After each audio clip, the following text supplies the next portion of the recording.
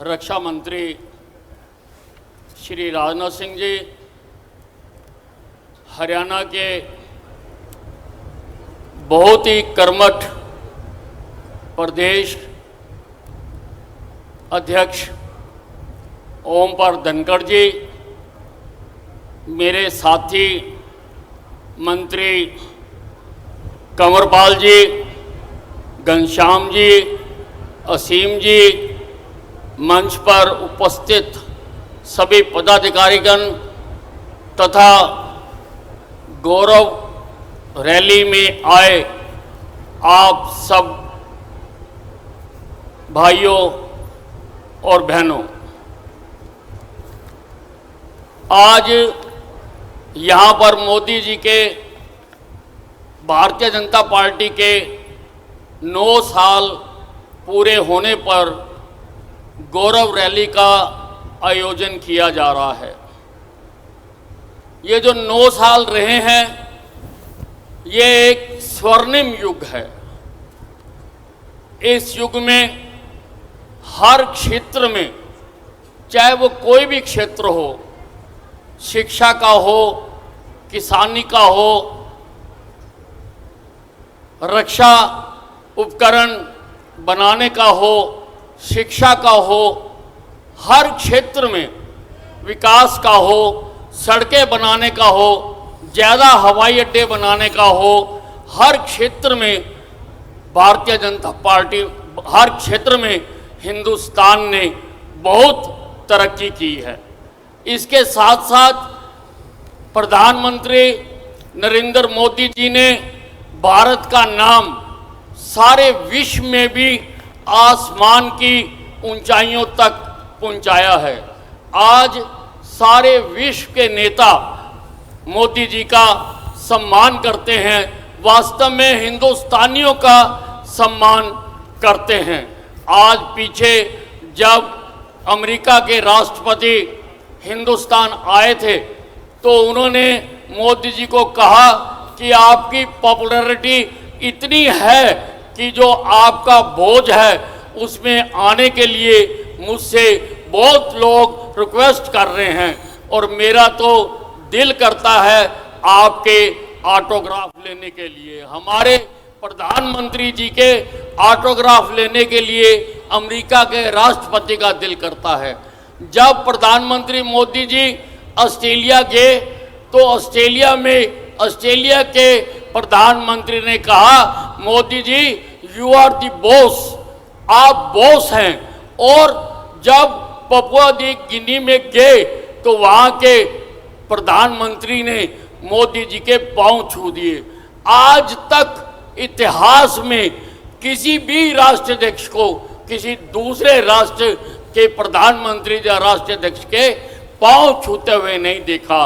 और अब जब मोदी जी अमेरिका की यात्रा पर गए, जब मोदी जी ने वहाँ पर व्हाइट हाउस में उनको सरकारी तौर पर निमंत्रण दिया गया तो इतना सम्मान मोदी जी का हुआ। आज तक व्हाइट हाउस में इतना इकट्ठ कभी नहीं हुआ जितना मोदी जी के जाने से हुआ। और अमेरिका के जो पार्लियामेंट में मोदी जी ने भाषण दिया वो तो एक ऐतिहासिक भाषण हो गया। कई बार अमेरिकी सांसदों ने खड़े होकर तालियां बजाकर मोदी जी का अभिवादन किया। मोदी जी का नाम सारे विश्व में ऊंचा हुआ, लेकिन उधर मोदी जी का सितारा आसमान को छू रहा था। उससे घबराकर हिंदुस्तान में जितनी भेड़ बकरियां हैं सारी पटना में इकट्ठी हो गई। मोदी जी के एक शेर के सामने सारी भेड़ बकरियां पटना में इकट्ठा हो गई और उन्होंने वहां पर एक अपना साझा मोर्चा बनाने की बात कही। उसमें सारी पार्टियां थी। दिल्ली के मुख्यमंत्री केजरीवाल थे, पंजाब के मुख्यमंत्री मान थे, अखिलेश यादव थे, महबूबा मुफ्ती थी, यानी सभी विपक्ष के नेता वहां पर एकत्रित हुए। भाइयों, मुझे उनसे कोई इतराज नहीं है क्योंकि विपक्ष का काम है विरोध करना। विपक्ष को सकारात्मक विरोध करना भी चाहिए, उसी से राजनीति, उसी से डेमोक्रेसी अच्छा चलती है। लेकिन मुझे दो बातों पर एतराज है। एक तो जब मोदी जी अमेरिका गए तो उससे पहले राहुल गांधी को अमेरिका में भेजा गया, योजनाबद्ध तरीके से भेजा गया, और वहां पर जाकर उन्होंने हमारे हिंदुस्तान को अपमानित किया, हमारे प्रजातांत्रिक व्यवस्था पर उन्होंने बात की। वो चाहते थे कि वो ऐसी छवि वहां पर हिंदुस्तान की प्रस्तुत कर दें कि मोदी जी के कार्यक्रम में उनको सम्मान ना मिले। लेकिन मोदी जी को जो सम्मान मिला वो सारी दुनिया ने देखा। मुझे यहाँ पर जो लोग इकट्ठा हुए उसमें से एक तो महबूबा मुफ्ती के वहाँ पर उपस्थित होने पर एतराज है, क्योंकि महबूबा मुफ्ती शुरू से कह रही है कि धारा 370 दोबारा लगाएंगे। मैं आज इस गठबंधन से पूछना चाहता हूं कि क्या 370 जो भारतीय जनता पार्टी ने, जो हिंदुस्तान के मथे पर एक कलंक था, जिसके लिए हमारे श्यामा प्रसाद मुखर्जी ने बलिदान दिया कि एक देश में दो निशान, दो प्रधान, दो निदान नहीं होंगे, जिसने हिंदुस्तान में आतंकवाद को जन्म दिया, जिसने हिंदुस्तान में अनेकों सैनिकों को और लोगों को मरवाया, उस धारा 370 को भारतीय जनता पार्टी ने सत्ता में आने के बाद उस धारा 370 को भारतीय जनता पार्टी ने एक कलम से उसको खत्म कर दिया। तो क्या ये दोबारा 370 लगाने की योजना हो रही है?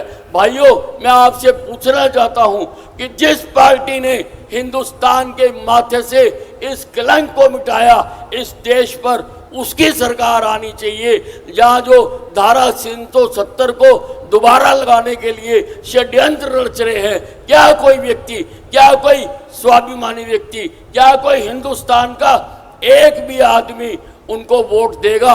क्या उनको बनाएगा कि दोबारा से हिंदुस्तान में धारा 370 लगाई जाए? दूसरा ऐतराज मेरा अखिलेश यादव से है।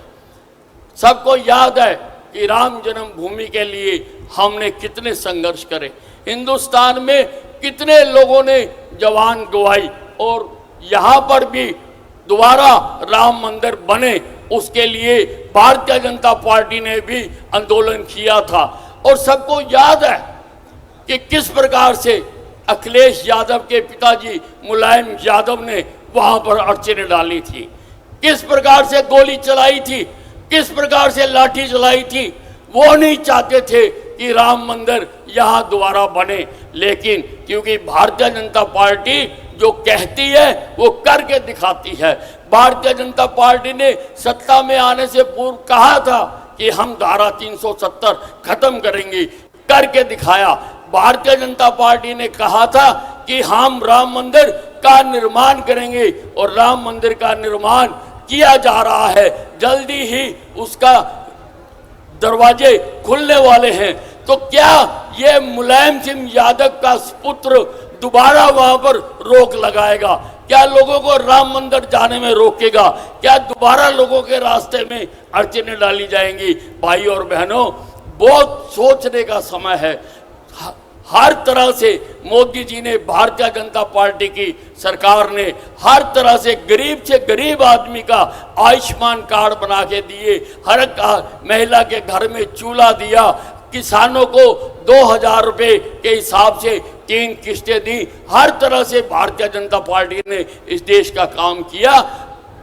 तो आप बताओ कि क्या आप भारतीय जनता पार्टी के लिए जान लगाएंगे, जहां ऐसे लोग जो हमें दोबारा उसी स्थान पर लेकर जाना चाहते हैं, इनको सजा देंगे? मुझे लगता है कि भारतीय जनता पार्टी पहले से भी ज्यादा वोटों से जीतेगी, पहले से भी ज्यादा सांसद हमारे जीत के आएंगे, पहले से भी ज्यादा मजबूत सरकार बनाई जाएगी। और जो विषय हमारे रह गए, जिसके लिए हमने सदा संघर्ष किया है, उनको भी हम